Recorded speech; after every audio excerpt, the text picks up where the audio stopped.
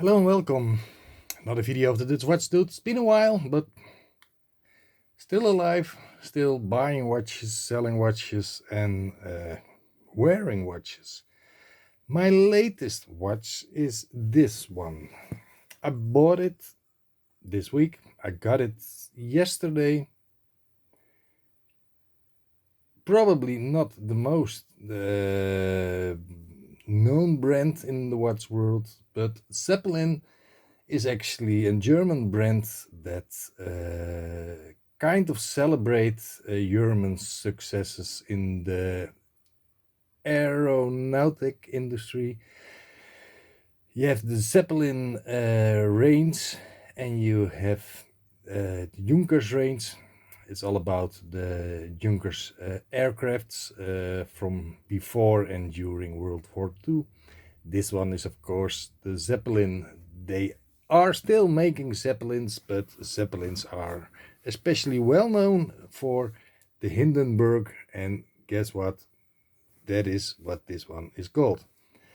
The LZ 129 Zeppelin Hindenburg, powered by a Miyota 19132 caliber. It's modified especially for this watch.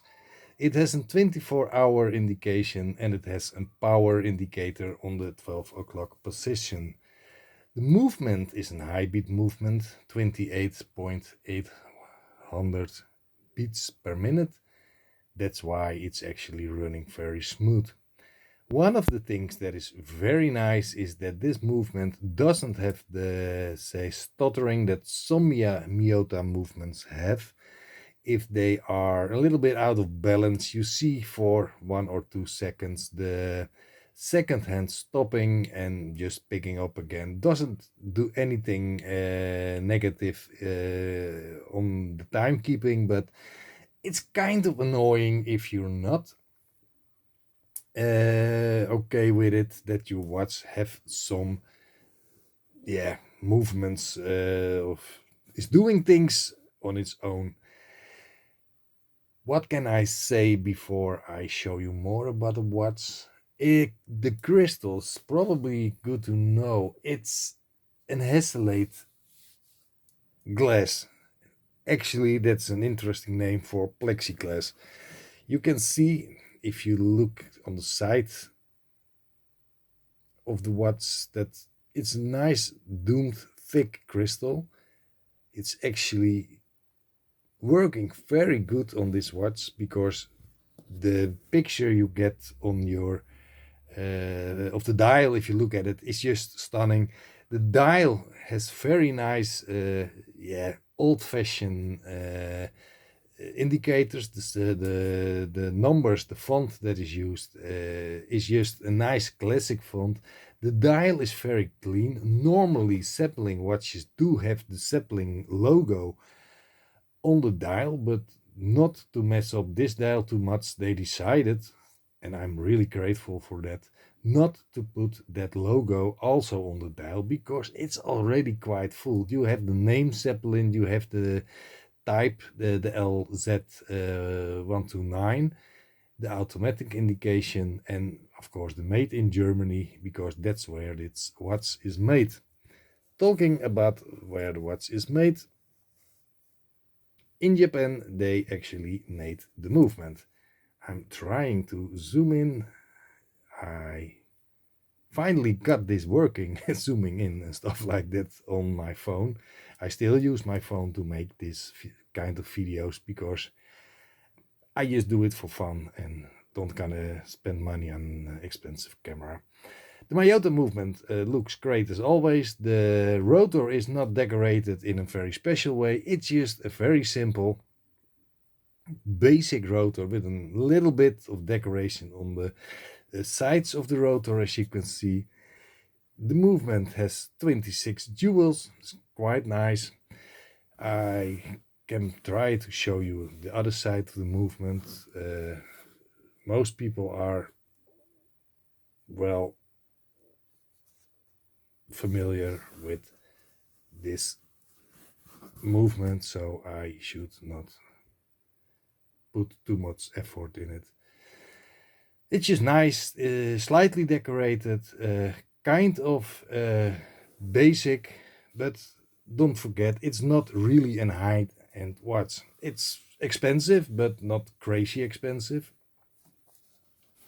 I will not turn it around too much upside down because, as I said, the Heslite crystal has one big minus, and that is that a plexiglass crystal can scratch quite easily. Actually, I had my first scratch on it in like 3.5 hours because I got it on the job. I put it on, just did my things, and when I arrived home and take my first good look at the watch, there was already a scratch. I polished it out, so no big issues. But yeah, you have to be careful wearing it. It's not a watch that you should wear when you're doing your work, unless you are just sitting on a desk, and I do a lot of other things except sitting on a desk. It should run really fine. It's keeping time like you can expect from this kind of movement. As long I have this watch just for say 24 hours, I cannot say anything useful about that. The first day it just keep time like a pro, no problems at all. It's just I think 1 or 2 seconds off, but that depends which source I use, because I put it on time with my phone with one of those time apps, and the rest is a little bit it can be a difference of a few seconds. The color of this watch is rose gold. Not my favorite watch color, but it was the only color it's available in. And actually, I have to say, it's not looking bad. The strap that is on this watch is, as almost every time when I make a review, not the strap that it came with. It came with a nice black calf leather strap, almost the same as this one. This is actually the same kind of strap, but only a brown color. It comes with a black strap. But yeah, I put a strap on my watch that I like the most, so that's why I changed it. The size of the watch, always nice to know, is 40 millimeter in diameter, and it's little less than 12 millimeters high. Power reserve, just like always, 40 hours, and it is bi-directional winding, so you can use any winder if you don't wear it, and it will always be fully winded if you just do your things. I did wind it by hand because that's possible for the half, and within no time it has the full power reserve. It also have a hacking function, but as always with this movement, so you can actually set the time really well. One of the things that you have to keep in mind, the water density is 3 atm, so 3 bars, so you cannot swim with it or anything, but it's not a watch that you use if you go do some outdoor activities. It's a dress watch, and most people don't end in the water if they are wearing a dress or a dress watch. But yeah, it probably survived, but it is not a smart thing to do. There are a few examples around where you can see this watch in chrome and probably in yellow gold, but as long they are actually no longer produced, they are very hard to find. They are not crazy expensive, for about 350, something's in between 350 and 450 euros. You should get one, but prices are going up because they are no longer available, and they are actually quite nice. The looks, the hands, the very long hour end, that's actually just as long as the second hand. I really like that. It has a little bit of a downside because when I was setting the watch, I didn't pay attention, and just it was off like 30 seconds after I set the watch. I looked at the time and I thought, okay, already it's broken, but I just made a mistake, and after correcting it, it's running like a gem. I should really start working with some scripts again, because I think too much about what I have to say. Actually, I think I said everything about this watch that I can say. I really will get back on it if I have it for around 4 weeks. I'm very busy lately, so I don't have the time to post too many watch reviews, but I will try to keep putting my really interesting watches in the collection on YouTube, and I have quite a few still waiting for a review. Quite a few vintage watches, because my passion is actually the vintage watches. But that's probably why I like this watch so much, because it has all the vintage features, but then with a nice modern movement and modern materials. I hope that the gold plating lasts. It was on the clasp, and I did use the same clasp on my other strap, and I can probably show you that. Maybe I have to zoom out a little bit.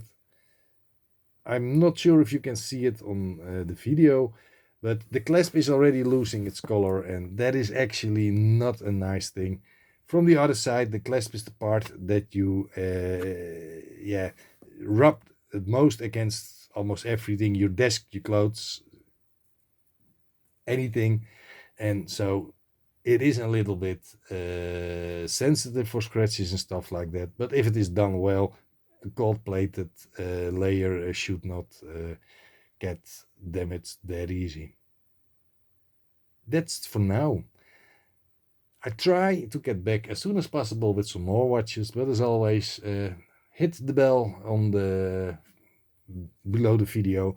Follow me and you will see the latest videos when they come out. Have a great day, and thank you for watching this short video about the Zeppelin Hindenburg automatic German dress watch. Goodbye.